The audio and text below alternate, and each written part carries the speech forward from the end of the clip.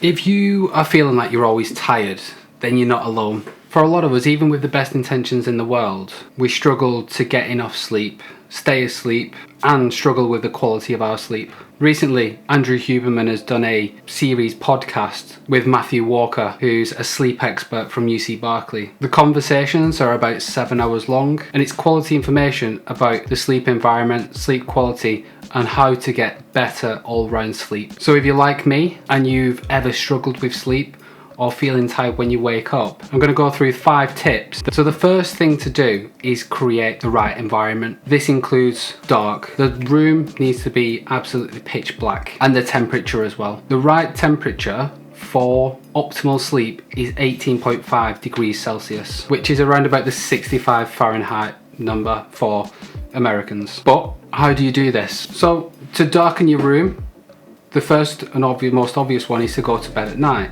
But if it's in the summer and it's still light when you tend to go to bed, you could get blackout blinds. You could put more curtains up if you can't get blackout blinds. And it's to have no artificial light in the bedroom at all. The goal is to get the room as dark as possible. And with temperature, the first and most obvious one is to turn down the aircon. You could use fans, you can use a blockout sunshade, and that would reflect any of the light coming into the room, so it would help with the temperature. You can use certain types of bedding that would keep it cool, and you could use a cooling mattress or a cooling pillow as well. So even if you've got the right environment, you still may struggle to get to sleep. And the reason for that might be that you've not set yourself up for sleep. So to get to sleep, we need to not go to bed stimulated. We need to let our minds wind down. So that includes removing stimulation before bed. We need to remove our phones from the bedroom, and we need to stop using our phones just before bed. And we can do this by setting ourselves up for that. So it's setting a timer at a certain time, maybe an hour before. And what Matthew Walker does is sets a light, a very, very low luminosity of a deep orange or a red light, and he sets that, and he will just sit in that room and get his mind to just wind down. And another tip is to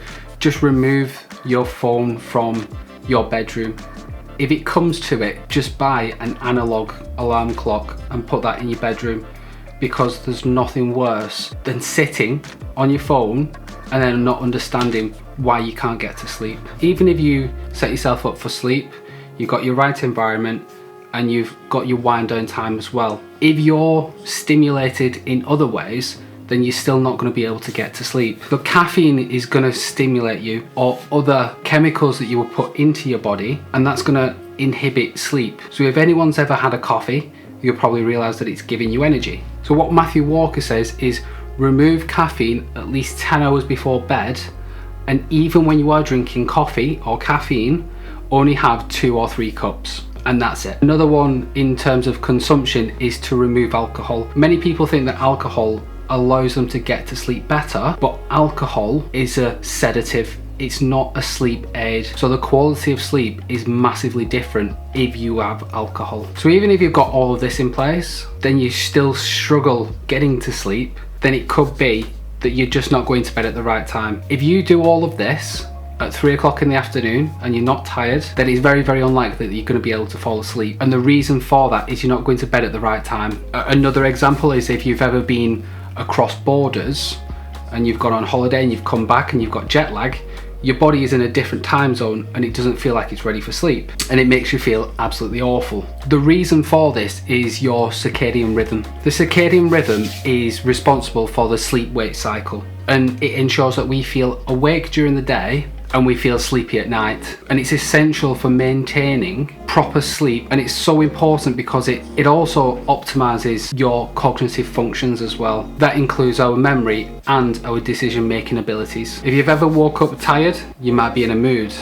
That's because the circadian rhythm actually affects mood and mental health. So keeping a regular sleep schedule, adhering to your circadian rhythm, is going to be a lot more healthy for your mind. But how do you sleep in alignment with your circadian rhythm? The biggest tip that you could get for aligning your sleep with your circadian rhythm, which is what most people will hate, is going to bed at the same time every day and waking up at the same time every day.